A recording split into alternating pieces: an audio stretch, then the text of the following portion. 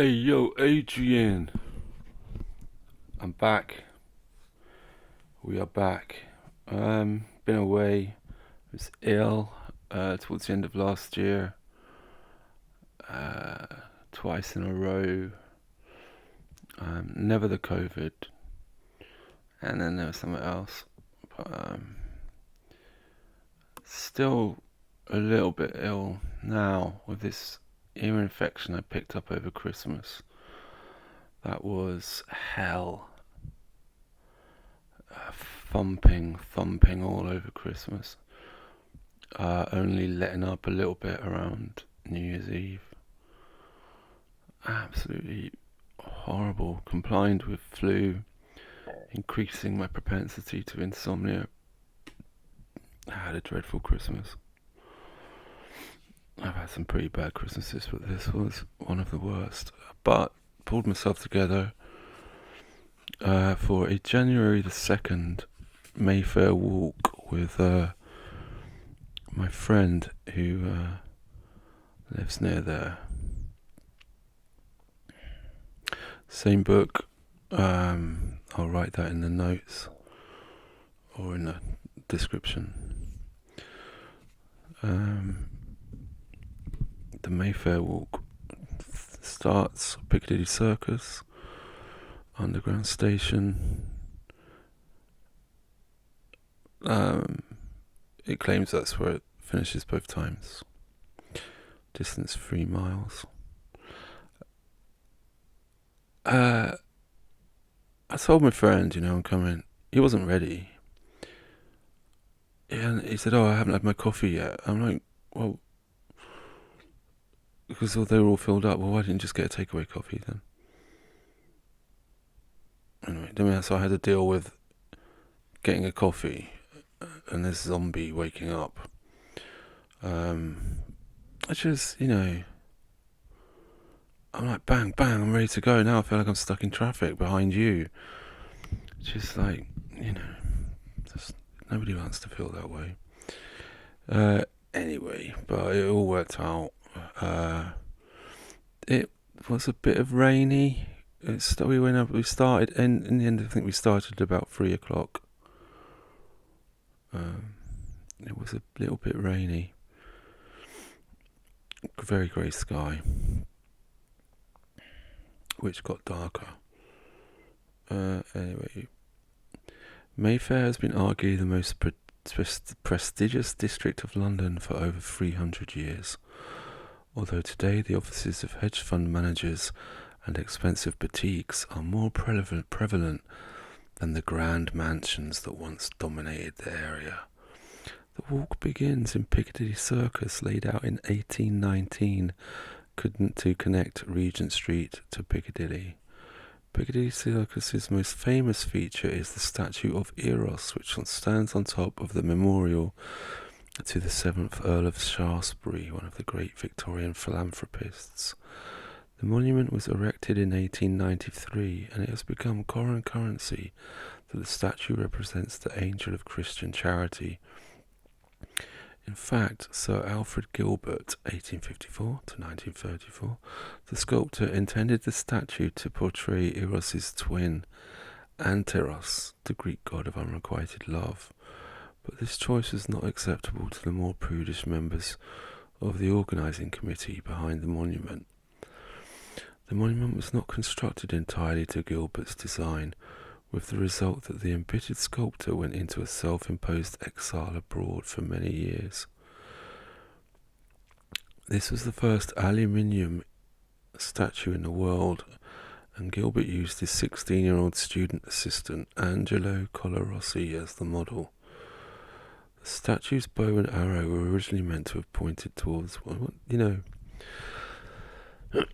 this kid, probably 16-year-old, probably didn't get paid at all well, and here he is until they pull it down. Not getting paid. I don't suppose he was particularly famous in his day either. Anyway, there you go. The statue's bow and arrow were originally meant to have pointed towards Wimborne, St Giles and Dorset, Shaftesbury's country estate, but this instruction was ignored and they now face Regent Street. A second copy was made by Gilbert in the late 1920s and stood in Sefton Park in Liverpool, although it has recently been moved to the National Conservation Centre in the same city.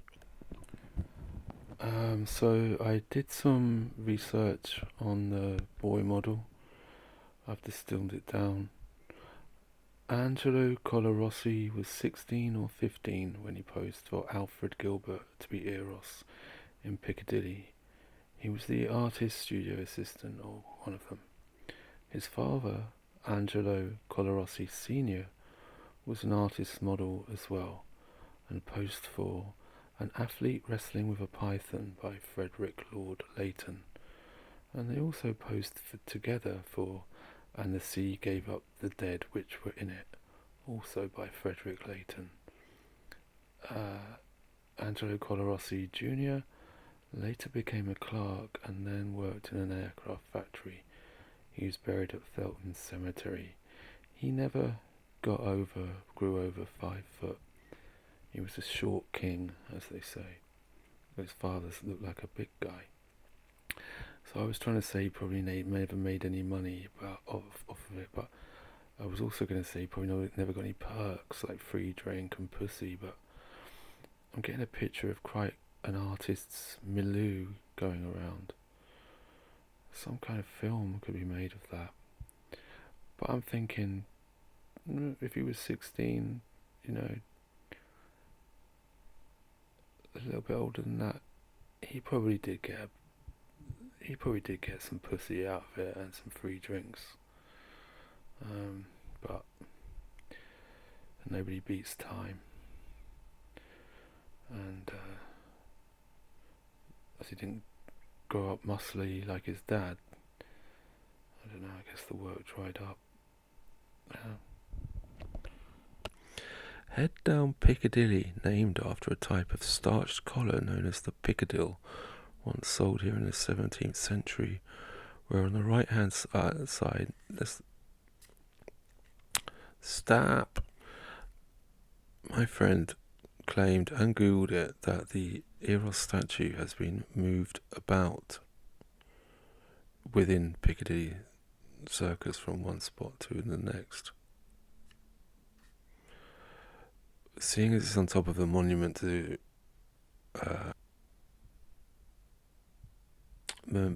Susan stands on top of the memorial to the great Victorian philanthropist, the 7th Earl of Shaftesbury. I'm a little bit confused. Maybe it did. Anyway, this guy doesn't mention it. So Piccadilly, you did the Piccadill. What was the Piccadill? Please remind me. Yes, it's a starched collar known as the pickadill, once sold here in the 17th century, hence the name Piccadilly. Right hand side next to number 46 is the entrance to Albany, an apartment block set back from the road. It was originally built in the 1770s for Viscount Melbourne and later occupied by George III's son, Prince Frederick, Duke of York, the famous Grand Old Duke of York of the children's nursery rhyme. He marched his men to the top of a hill and he marched them down again. In 1802, the house was converted into 69 bachelor apartments known as sets. Tenancies were restricted to male bachelors who were not involved in trade and had impeccable social credentials. That's not trade in the gay sense of trade. It means, a type of work, lower class work, and had impeccable social credentials. Albany became the most fashionable address in London, and the list of notable bachelors who have lived here includes Lord Byron, William Gladstone, Aldous Huxley, J.B. Priestley, Isaiah Berlin, Terence Stamp, and Edward Heath. It was also the home of Raffles, the fictional gentleman burglar, created by E.W. Hornung. In recent years, women have also...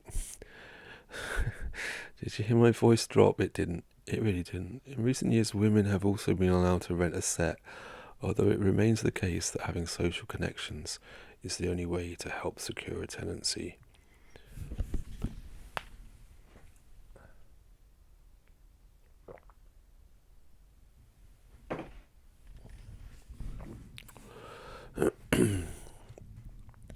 Continue on past the Royal Academy of Arts based in Burlington House. The Royal Academy is the oldest art school in England, founded in 1768. However, Burlington House is also notable for being a rare survivor of the grand Mayfair mansions that were once common in the area. It's quite amazing when you see the size of that it was all that type of building in this area. It's not that anymore. The first Earl of Burlington, not to be confused with Burlington Bertie of Bow, thank you very much. The first Earl of Burlington bought the house, still unfinished, in 1667, hence the name. Burlington House remained in private hands until it was purchased by the British government in the mid-19th century to be used by a number of learned societies, the Royal Academy of Arts among them. In July 1858, the Linnean Society met at Burlington House to hear a natural history paper authored by Charles Darwin and Alfred Russel Wallace. The paper outlined for the first time the revolutionary theory of natural selection, more fully explored in Darwin's later book On the Origin of the Species, 1859. Neither Darwin nor Wallace attended the meeting, and the paper was only included at short notice and read out at the end of a very long session. So that contradicts what you said earlier. People didn't gather to hear that paper. They gathered and then heard that paper. They didn't know it was going to be there, and it's tacked on. So you need to sort your writing out. Almost certainly few, if any, of the 30 members who attended the meeting understood the significance of what they were hearing. Past the academy to take a right up Albemarle or Albemarle Street. On the left-hand side is John Murray Publishers at number 50, the building dating from 1719.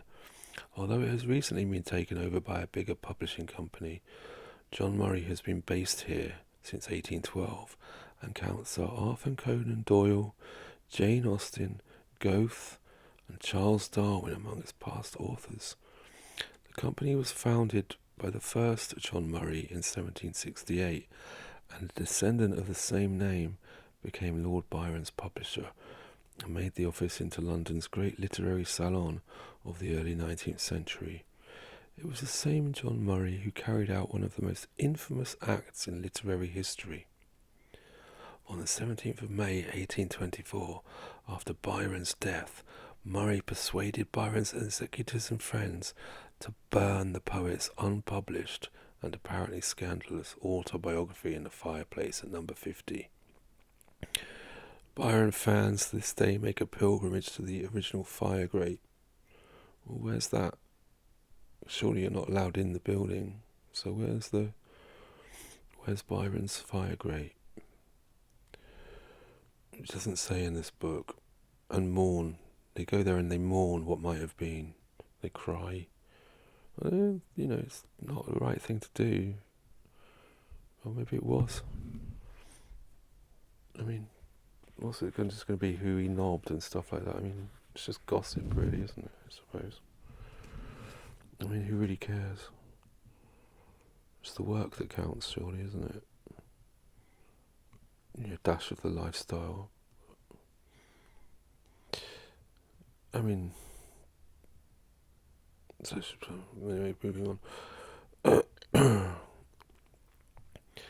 Benjamin Disraeli, the 19th century author and politician, once grew so frustrated at Murray's delay in giving feedback on a draft novel that he wrote to the publisher asking, "As you have had some small experience in burning manuscripts, perhaps you'll be so kind as to consign mine to the flames." The archive of John Murray Publishers from 1768 to 1920 including the original manuscript of On the Origin of Species, was recently sold to the National Library of Scotland for over £30 million. The modern building at number 4546 on this street was completed in 1957 to a design by the Hungarian-born, so we've turned our eyes to a different building now, to the Hungarian-born Erno Goldfinger, 1902 to 1987. Goldfinger was one of the most influential architects in England during the middle decades of the 20th century, and his London buildings include the Trellick Tower in North Kensington and 2 Willow Road in Hampstead. It is also thought to be the inspiration for the Bond villain Auric Goldfinger. Now, why is that? Why can we think why he might be the inspiration for a villain? Because he wished to depress people through his architecture? Social depression? Depression of culture, mind, through his architecture. Some people like that brutalist stuff, though.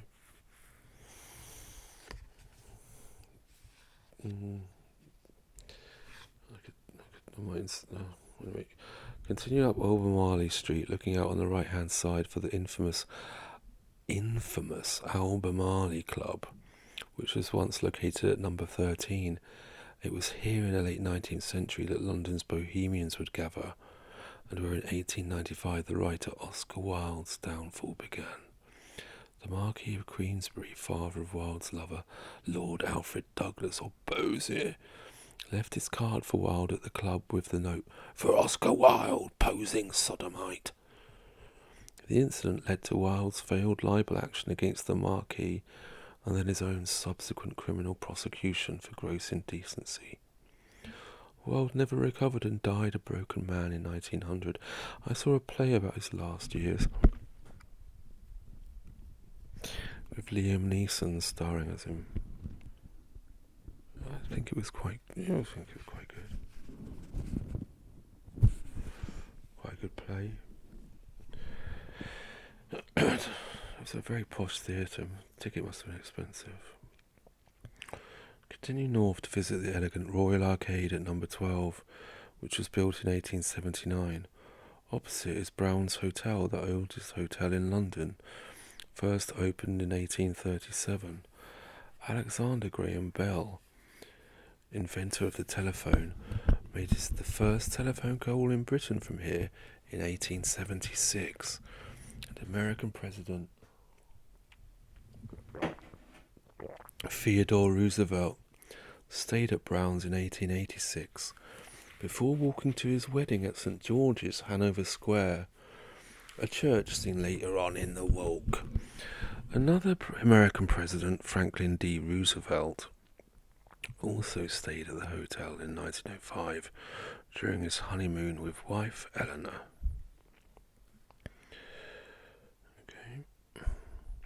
Opposite Brown's Hotel is the Royal Institution of Great Britain at number 21. A bit long, mustard-coloured building, this one. You could see in all the windows, you see the back of the busts of these famous people in science. The institution was founded in 1799, and some of the country's most eminent scientists have worked here, including Sir Humphrey Davy, who invented the miner's lamp, discovered sodium and potassium, Sir Lawrence Bragg, who I wondered if he was related to Melvyn Bragg, who won the Nobel Prize for his work on X-ray diffraction, and Michael Faraday. During the 19th century, Faraday contributed greatly to the study of electricity, and the RI's Faraday Museum is worth a visit. 10 chemical elements were discovered at the institution, and since its foundation, 14 of its resident scientists have won a Nobel Prize. Its public lectures, including the famous Christmas lectures for children, once so popular that the street outside became London's first one-way traffic system in order to reduce congestion. Follow the map to Dover Street, noting at number 37 on the right-hand side. This was a bit of a waste of time. It was quite a long way down Dover Street when you have to retrace your steps, basically. Oh, okay. There was a bishop's meter on the wall. So and that just recalls that the house was originally built in the 1770s for the Bishop of Ely. And so, okay, well, is that it? So, Last Radius, Jack Murphy saga is hilarious entertainment for me. Non-stop laughter. Reminds me, the whole Preston Pol- what it was interesting about this bit was the wonderful Victoria Beckham has a shop right next door, which is quite a contrast between the holiness of that bishop and that fucking dirty slut. Joking. She's posh spice. The humbleness of the bishop and the poshness of the spice. I don't know. Head into Hay Hill and then Lansdowne Row. The latter line directly over the path of the now hidden River Tyburn, which flows underground from Hampstead through London to meet the Thames near Vauxhall Bridge. Continue down Curzon Street, passing numbers 1 to 4. This is a bit of foreshadowing here. And so there was a little bit of foreshadowing with the electricity Faraday as well. But Curzon Street, 1 to 4. It was the home of the registry of MI5 and the most secret files from 1976 to 1995. We didn't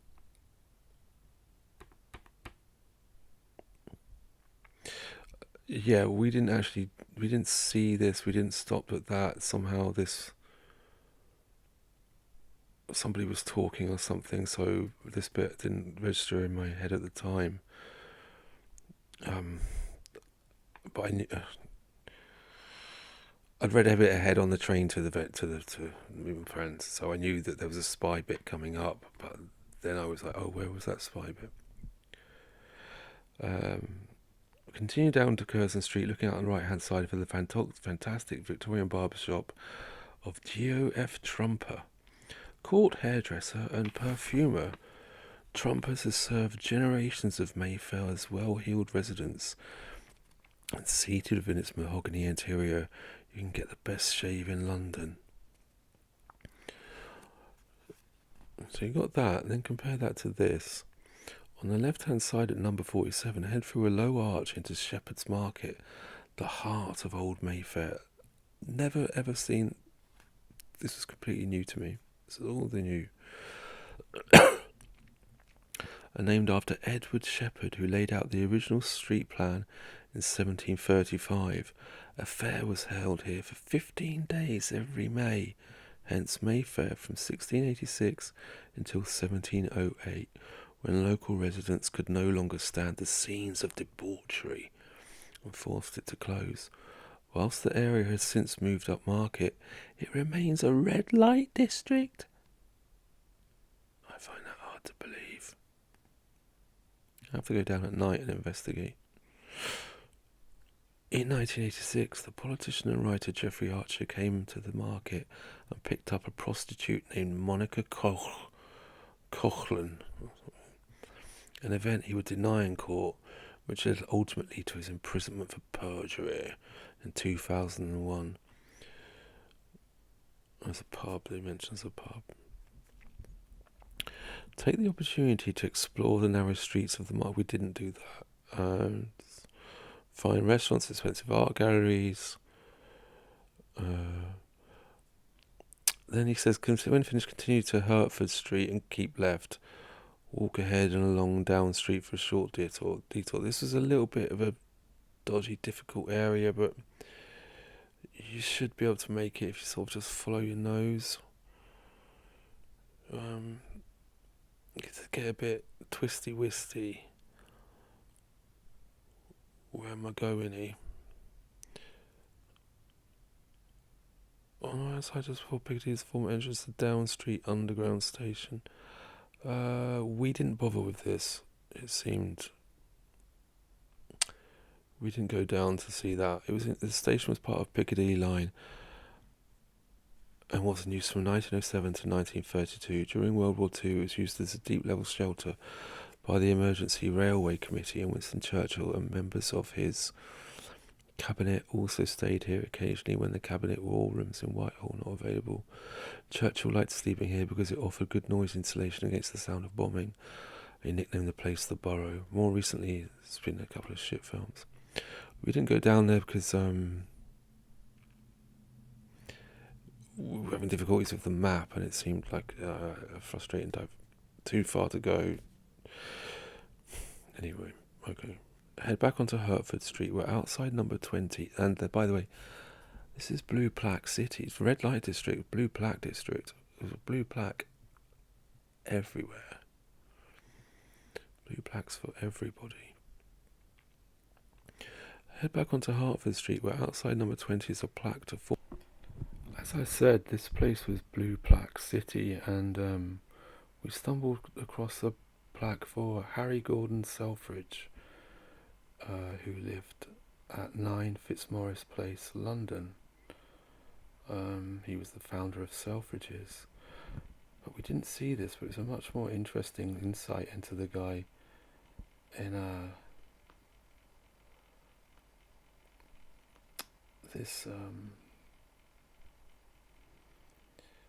at his previous address.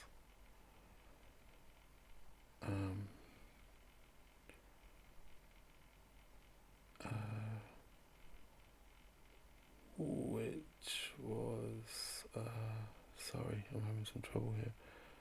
Damn.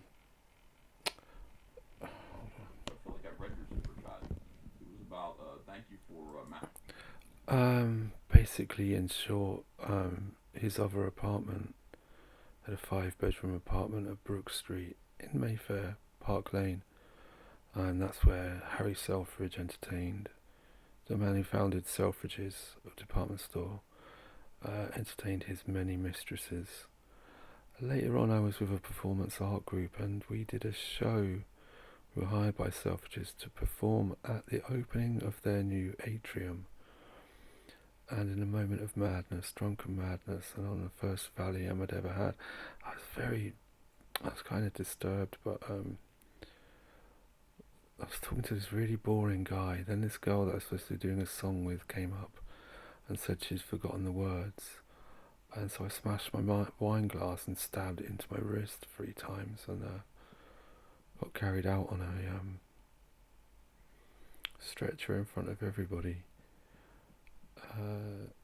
It was quite the scene.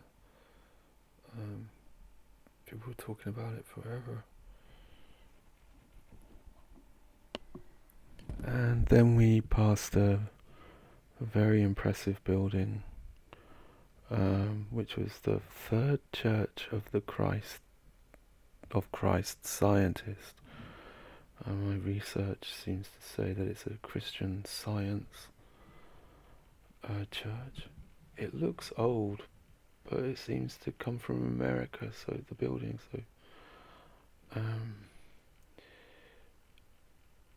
Christian Science is designed to commemorate the word and works of our Master, which should reinstate primitive Christianity and its lost element of healing. So, there you go. Former resident Sir George Cayley, 1773 to 1857, a mostly forgotten figure now, but who is regarded as the father of aerodynamics.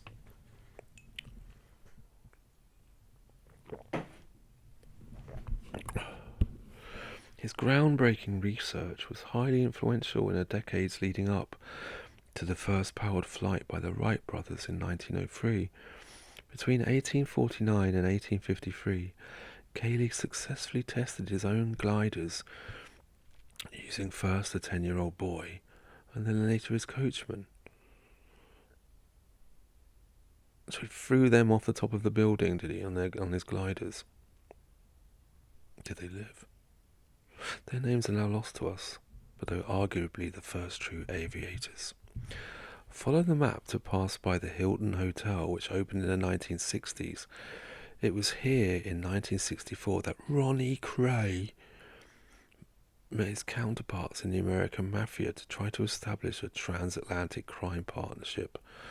and also where in August 1967 the Beatles first met the Maharishi Mahesh Yogi.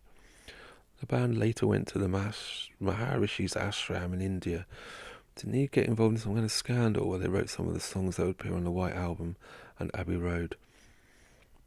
Not a fan of the Beatles.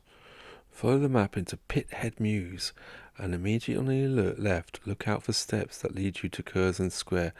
Now, it was at this point I saw this family. Well, we'd seen them, spotted them earlier. There's a bloke, he looked very well dressed. He looks a bit like Terence Stamp. We were like, oh, who are they? But then they popped up right here and they had the same book. This guy, his wife, and daughter or son with their girlfriend or boyfriend, or daughter and son. It was so funny. I said, yo, look. Showed them the book, my book. And we had a brief chat. It was hilarious, actually. It was very funny. What are those odds of that? They must have started later than us, but I was taking photos and that slowed us down. Thus they kind of caught up. Then we hung back to let them go ahead, because though they seemed nice, it was just be too weird to sort of, oh, we've only just met and now we're doing this walking tour together. I mean, it's okay if you book tickets for it or something. I don't know. We had to hang back a couple of times, and then I think later on, sadly for them, as it got dark, they probably ducked out of it, because I certainly needed a torch to read the book. So yeah, that was funny. Follow the map into Pithead Mews and immediately on the left, look at the steps. She goes, look, well, there's the steps. I was like, yeah. Steps lead you to Curzon Square. It was at flat 12 on the top floor of number 1 Curzon Square that two of the most famous rock stars in the world met their deaths at different times. Mama Cass Elliot, singer with the Mamas and the Papas, died here in 1974 when the flat was owned by singer-songwriter Harry Nilsson. Legend has it she died choking on a sandwich in bed, but it was officially from a heart attack. Both quite boring ways to die.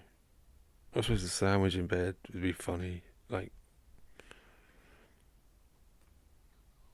you're probably eating, and then they'd, 4 years later, Keith Moon, drummer with The Who, died from an overdose in the very same bed. Nilsson's cursed bed. That guy's got a lot to answer for. Head north to Curzon Street, where on the right is number 30. At number 30 is Crockford's, one of London's oldest and most exclusive gambling establishments. It has been accepting the wages of London's aristocracy since 1828, when it was founded in St James, and now has an international clientele of the super rich. It was founded by a fishmonger named William Crockford, whose amazing natural gambling talent allowed him to raise enough money to demolish 4 homes in St James in order to build his original gambling hall. He retired in 1840, already a millionaire. Okay, that seems like an odd line. It started in 1828. So, that took 12 years. So, come on, man. It's a strange line. Opposite Crockford's is Chesterfield's Gardens, where during World War II, the infamous British spies Philby, Burgess and Blunt were regulars. At parties organised by Thomas Harris, owner of number 6. Richard started nagging for my friend started nagging for a pee, I think, around here. Head up Chesterfield Street with its gorgeous Georgian townhouses that today sell for more than £2 million. Writer Somerset Maugham lived at number 6, and past residents of number 4 include the Regency dandy Beau Brummell and the Prime Minister Anthony Eden. Follow the map along Charles Street, then Chesterfield Hill and Hayes Mews, passing chic houses and squadrons of 4x4 vehicles with personalised number plates. There was quite a funny one, I can't remember now, it said something like asthma, but it was too dark to get, I couldn't get a proper photo of it. You come out into Berkeley Square, the first of Mayfair's three great squares visited on the walk, made famous by the song "A Nightingale Sang in Berkeley Square." Number 44 on the west side of the square is home to the Claremont Club, where Lord Lucan used to gamble with his aristocratic chums. Somebody hired me to do a job of painting for them, painting and decorating at one of these clubs around here. And when I turned up, they wouldn't let me in. They were going to shoo me away. And I said, I'm assisting because of the way I was dressed, but I'd come dressed to do a painting and decorating job. The guy had to come down and put me under a blanket and rush me in. This posh guy that opened the door said, "You've never been anywhere like this before, have you?" I went, "Yes, I have," but I hadn't. And then I had to hide in the room and get rushed out again at the end. Nobody told me I had to wear a suit to arrive when he hired me. Anyway, he was due to... I've never been before, and I haven't been since. Not to quite that posh a club. With his Claremont Club, where Lord Lucan used to gamble with his aristocratic chums. He was due to meet them on the evening of 8th of November 1974. However, he disappeared following the murder of his family's nanny. Did she have semen inside of her? Lucan's semen. But then you'd need to test that against other semen of his. So, anyway, okay. The Basement is home to Annabelle's, London's most upmarket nightclub since the 1960s. Wow, is it? Is it really? Number 4. Also, my friend said that when he worked for Vivienne Westwood, another guy that worked for Vivienne Westwood, naming no names, used to steal all of her money, not all of it, but a lot, and take them down to this place to drink and listen to disco music, and he'd buy all the drinks. And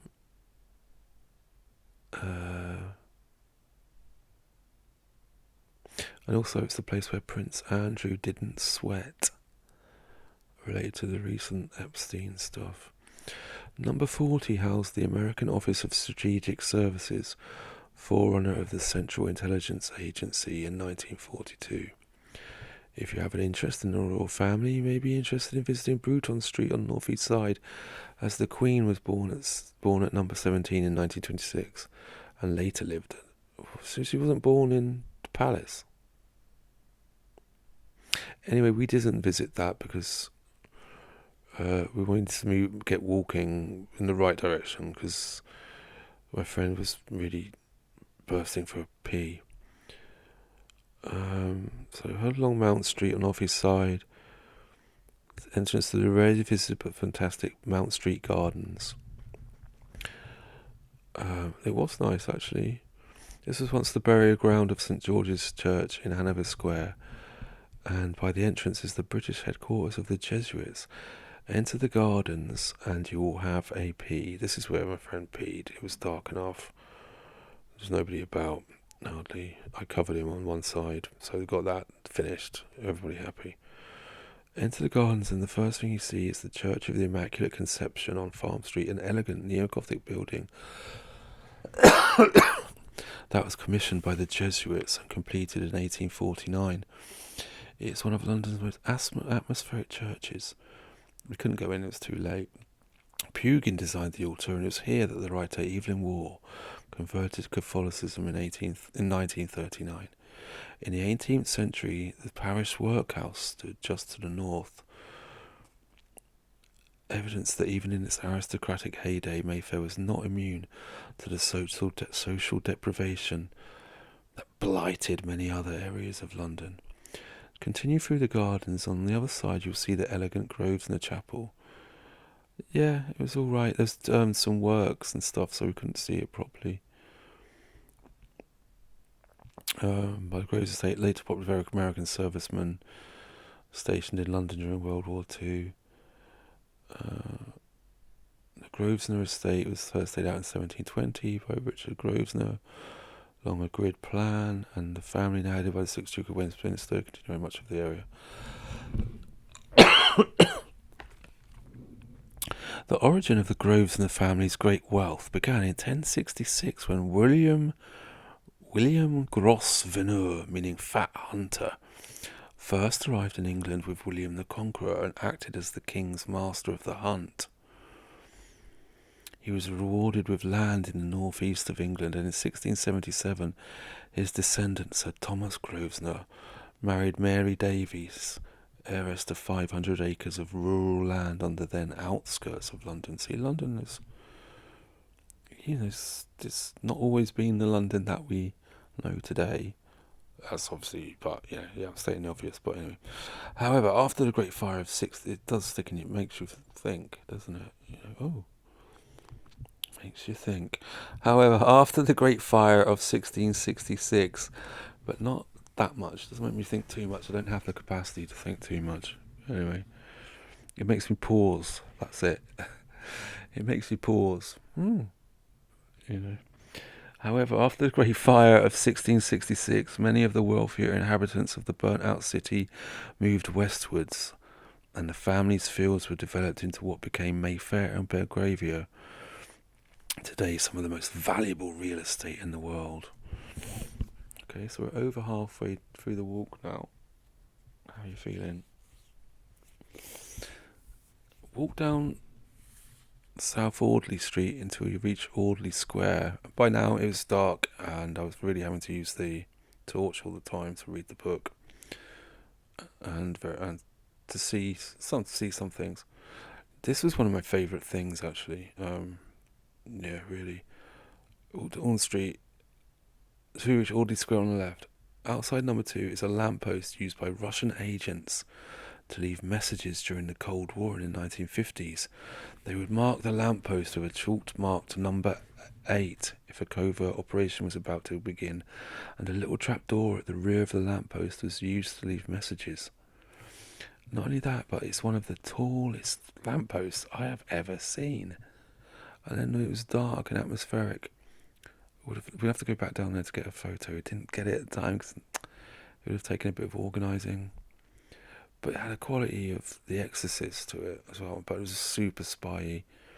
You could take a sniff and sort of time travel in your mind. Anyway. Then walk back up South Audley Street, retracing your steps to number 33. On this street has another spying connection. It was here in the early 1960s that Sir Roger Hollis, then the Director General of MI5, was interrogated by fellow intelligence officers. They suspected he was a Soviet mole. It's an accusation that has never been proven. Did they fight? But if you've got the suspicion, then you must be thrown out of your job, though, mustn't you? Even if it's not been proven. I'll have to look into that. Continue north to reach Grosvenor Square, the second largest square in London. Although very little of its Georgian origins survive, the modern and rather ugly 1960s US Embassy building, used in the film The Omen, my friend said, one of my favourite films, but dominates the west side and looks out over a statue of President Franklin D. Roosevelt in the middle of the square. In the late 1960s, a number of large demonstrations took place outside the embassy against US involvement in Vietnam. During one demonstration in 1968, 8,000 protesters besieged the embassy. I don't know how you fit 8,000 people in that zone. And more than 200 were arrested. This inspired Mick Jagger to write the song Street Fighting Men. about Tariq Ali, who led the demonstration with Vanessa Redgrave. Two posh people, after apparently watching an incident from his Bentley. How could he, if there's 8,000 people in there, how could he watch it from his Bentley? Was he flying above it? It was an airborne Bentley. A quiet memorial garden dedicated to the memory of those affected by the September 11th terrorist attacks is situated on the eastern side of the square. Just beyond this, at number 9 on the northeast corner, is an original Georgian house that was the home in the 1780s to John Adams, the first American ambassador to England. He was also a signatory to the American Declaration of Independence and the second President of the United States. When the embassy originally moved to the square, the U.S. authorities followed their normal policy and sought to buy the freehold to the land, but the Grosvenor estate refused to sell. This is, therefore, the only tenanted U.S. embassy anywhere in the world. When pressed personally by President J.F. Kennedy, the then Duke of Westminster offered the freehold in exchange for the return of his family's huge former land holdings in the U.S., which had been confiscated during the American War of Independence, an offer the Americans turned down. In 2008, it was announced the embassy would leave the square and relocate to 9 Elms between Vauxhall and Battersea. So, it's no longer the, bad writing there. Only tenanted embassy building. A previous building at 44 Grosvenor Square was once home to the Earl of Harrowby, and the cabinet were dining here in 1815 when news of Wellington's victory at Waterloo was received. 4 years later, a group of revolutionaries planned to murder the cabinet whilst they dined at number 44. The conspirators were arrested at their base in Cato Street, near Edgware Road, an incident that became known as the Cato Street Conspiracy. So how did they get found out, those people? You see, you get inspired to go, you get inspired to do your own independent research. Even if you don't, it's still a nice idea. Electricity again turns up here. This is good. Leave the square on the northeast corner and head up Duke Street. Ahead on the left is an odd building that houses an electricity substation, and above which stands Brown Hart Gardens. The substation Italian-style paved gardens were designed in 1903 by Stanley Peach. They reopened in 2007 after 20 years of closure. It's definitely worth a visit up there. There's a sculpture there that you can interact with. That substation looks really great as well from the outside. This is up to date. Opposite the substation is the Ukrainian Catholic Cathedral on Wayhouse Street. Ukraine, you see. This intriguing place is moments away from busy Oxford Street, and yet the interior is an oasis of calm that gives no hint that you are in the middle of London. The building was formerly the home of a free chapel congregation that was founded by Queen Matilda in 1148, and which moved over the centuries from the Tower of London area to Wayhouse Street in the late 19th century. The church was designed by Alfred Waterhouse, architect of the Natural History Museum, and can seat 900 people. The Ukrainian Catholics originally worshipped at a church in Saffron Hill near Clerkenwell, but took over this building in the 1960s after its original congregation had dwindled away. The first sizable group of Ukrainians settled in London after World War II.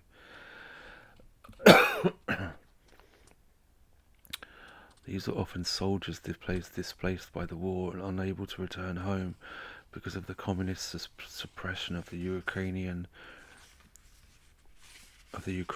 Greek Catholic Church.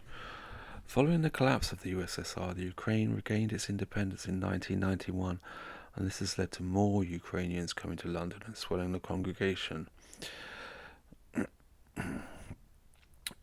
Ukraine very much in the news right now. This was a bit of a confusing place next, especially because there were some works. But if you'll be all right. If you go back onto Oxford Street and then sort of nip around to get to South Moulton Street rather than take his directions, that depends if the works and etc. are still going on. Follow the map across Davy Street and into South Molton Lane, then almost immediately through South Molton Passage into the cosmopolitan and pedestrianised South Molton Street. At the end, cross Brook Street. This street is named after the hidden Tyburn River or brook that flows directly underneath and was once open to the air. These rivers that are underground, are they, I wonder, sort of, like in tunnels that are like, the bridges that go over canals? They should really open up underground London. I really believe that. There's so much to see down there. Also, what I wanted to say about these underground rivers is, can you walk beside them? Can you row down them? Are they gas lights down there? Hidden Tyburn River or brook that flows directly underneath and is once open to the air. Brook Street is now home to a number of embassies and high-class art galleries, some of which sell museum-quality ancient artifacts. Do not be afraid to go into the private art galleries. They do not charge, although you may want to buy a glossy catalogue to fully understand the exhibits. On the right is Claridge's Hotel, one of the finest in London. This is a bit grim, this bit. A sad tale from the Jewish Holocaust is associated from the hotel, as it was here that Zemul Ziegelboim, I can't pronounce it, I'm very sorry, Ziegelboim, a Jewish Polish member of the Polish government in exile, met the American Office of Strategic Services on 11th May 1943. He had already tried to convince the Allies to bomb the train lines leading to the Nazi concentration camps in order to stop the genocide, and made broadcasts about Nazi atrocities on the BBC radio as early as June 1942. But in Claridge's, the OSS forerunner of the CIA informed him that Roosevelt himself had decided no war planes could be spared to help the Jews. Distraught, Ziegelboim committed suicide the next day, and its final letter spoke bitterly of the Allies and how, by looking on passively upon this murder of defenseless millions of tortured children, women and men, they have become partners to the responsibility. Don't know if he committed suicide actually in Claridge's, though. Okay. Continue east along Brook Street, where the rock star Jimi Hendrix lived briefly at number 23 in 1969. The 18th century composer George Friedrich Handel lived next door at number 25 for 36 years until his death in 1759, and this building is now occupied by the excellent Handel Museum. Handel composed some of his most important works here, including Messiah, Zadok the Priest, and music for the Royal Fireworks. Handel was appointed court composer to George I, his original patron, back in Hanover, and the museum is a great place to find out more about the man and his music. If you feel a strange presence in the building, you are not alone. In 2001, 2 people reported seeing a ghost here, and the Handel House Trust called in a Roman Catholic priest to perform an exorcism. Surely that was just to put the ghost at peace, though, because that's a house where it'd be nice to have a ghost in that house,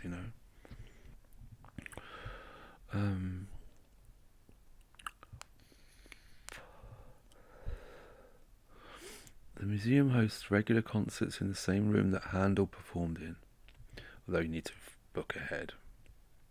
The museum also allows access to part of number 23, where there is an exhibition of photographs showing Hendrix living here with his girlfriend Kathy Etchingham. Twice a year with advanced booking, you can also visit the upper floors where Hendrix actually lived, although it's normally used as an office space. I mean, what's the point of that if it just looks like an office space? If it was all as was, paisley curtains, Arthur spliff, all the rest of it in the frying pan,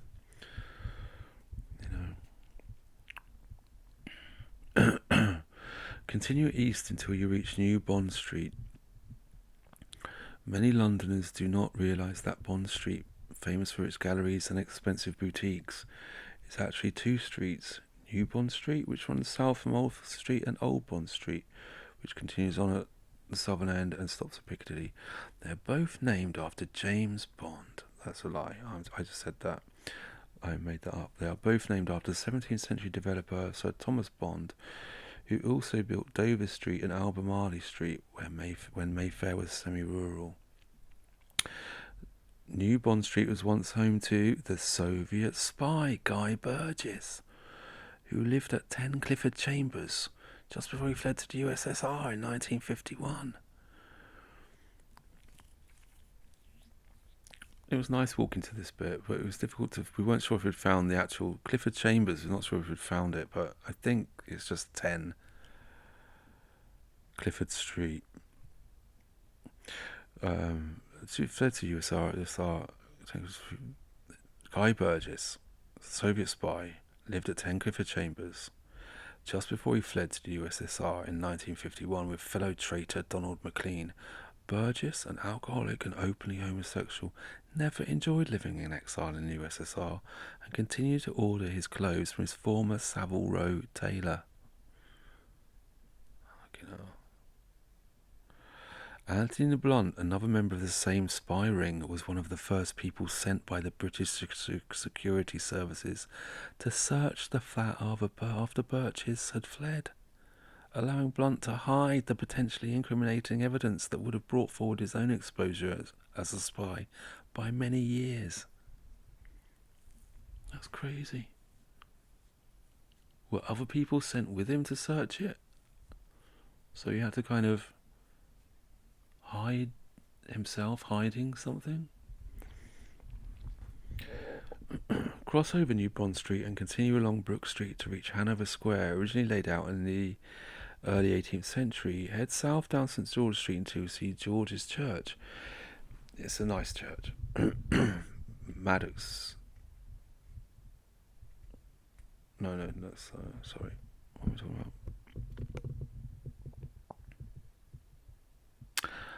Hanover Square, so late 18th century. Head down St George Street until you see St George's Church.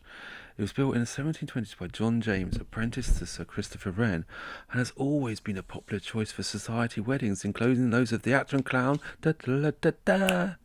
Grimaldi, Joseph Grimaldi from the Islington Walk, if you remember, the poet Percy Shelley, Prime Minister Benjamin Disraeli, US President Theodore Teddy Roosevelt, and the writer George Eliot, who I think was a woman. The church is where Eliza Doolittle's father is married in George Bernard Shaw's Pygmalion. In My Fair Lady, the musical version, St George's is the subject of the famous song, "Get me to the church, for God's sakes, don't get me to the church on time."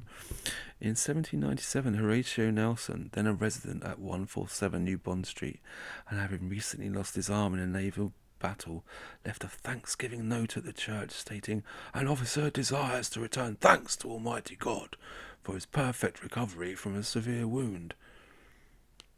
Losing an arm.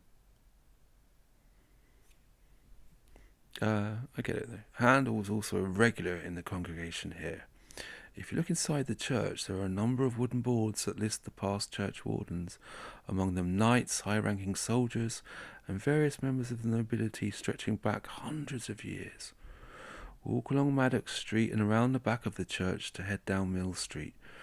Cross over Conduit Street and into Savile Row, home of London's finest bespoke tailors. Indeed, the term bespoke is thought to have originated here, as the cloth for a suit was said to have been spoken for by particular customers. My friend didn't know the answer to that, and he's been in fashion for a while. Henry Poole & Co. at number 15 was founded in 1806 and has been in Savile Row since 1846. 1846, it is made clothes for Winston Churchill, Napoleon III. Is Napoleon III? It's not Bonaparte, is it? Charles Dickens and General de Gaulle. It's also where the first smoking jacket, later known as the tuxedo, was designed for the Prince of Wales in 1860. The Beatles opened their Apple Corps headquarters at number 3 Savile Row in the late 1960s, a brave attempt to combine money-making enterprise with the high ideals of hippie culture. Things did not go well, as the band was falling apart, and the last ever concert was held on the 30th of January 1969 on the roof of the headquarters. Well, why didn't they just jump off? As captured in the documentary film Let It Be, the Beatles ran through a number of songs from their last album before the police intervened to shut down the gig after 40 minutes, acting on complaints received from angry office workers opposite. Were there crowds there? And didn't the music just get lost in the wind? I don't know. Later in 1969, the Rolling Stones practiced in the basement studios with new guitarist Mick Taylor in the mere 2 days between the death of the band's founder Brian Jones and their seminal Hyde Park concert. They couldn't wait to get rid of the cunt. They say they murdered them. Strange, that Brian Jones story. The oldest Taylor is Jeeves and Hawkes at number 1, an amalgamation of 2 earlier businesses founded in the late 18th century. Past customers have included Lord Nelson and the Duke of Wellington, which you think they'd make a big deal of, but they don't. Nothing in the window. At the end of Savile Row, you can head left and follow the map towards Regent Street and Piccadilly Circus to complete the walk. So that was the end of the walk. I gave it an 8 out of 10. Well, first I gave it 4 out of 5. Then my friend said, let's do it out of 10, so I said 8 out of 10, which is almost the same as 4 out of 5. He gave it a 9 out of 10. And it was a very, very good walk, actually. Maybe I haven't done it justice in reading the book. You know, you should try these walks. It was I'll stop here. Definitely, I haven't done that. We did a Bloomsbury walk the other day, Fitzrover and Bloomsbury. I didn't like it. I felt depressed afterwards. I didn't want to write about it, but this was a good one. This was good. A couple of paragraphs at most about each thing. Bang, bang, bang. Moving on. You know, my friend liked it. I guess it was very society, fashion, Beau Brummel. You know, all this stuff. Bang, bang, bang. Yeah, it's a very, very good walk. That's it for now. Thank you for listening. See you next time.